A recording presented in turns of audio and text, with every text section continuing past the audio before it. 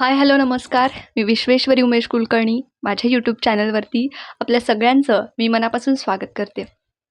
आजपासून मी ही नवीन भगवद्गीतेची सेरीज चालू करते आहे. मला वाटतं तुम्हीही नक्कीच ठरवलं असेल, की भगवद्गीता वाचावी, ऐकावी. पण काही कारणांनी ते पॉसिबल होऊ शकत नाही, ते कंटिन्यू होऊ शकत नाही.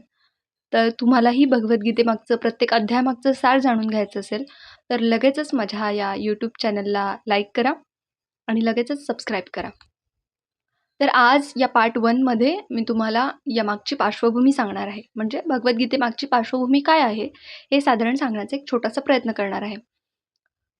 तर भगवद्गीता हा वेगळा ग्रंथ आपल्याला दिसतो, पण मूलतः हा ग्रंथ महाभारताचाच एक अंग आहे. म्हणजेच 5000 वर्षांपूर्वी भगवान श्रीकृष्णांनी आपला मित्र अर्जुन याला सांगितलेला हा एक संवाद आहे.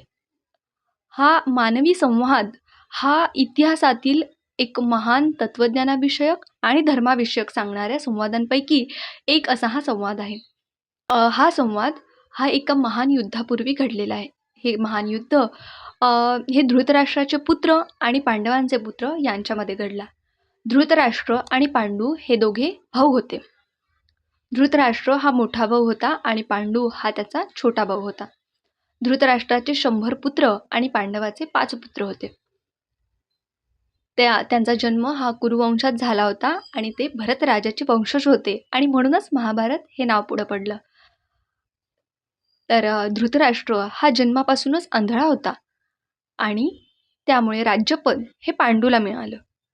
पांडू हा तरुणपणीच गेल्यामुळे काही काळाकरता धृतराष्ट्राने राज्यकारभार हाती घेतला आणि या 5 पांडवांचं पालनपोषण हे धृतराष्ट्राने केलं.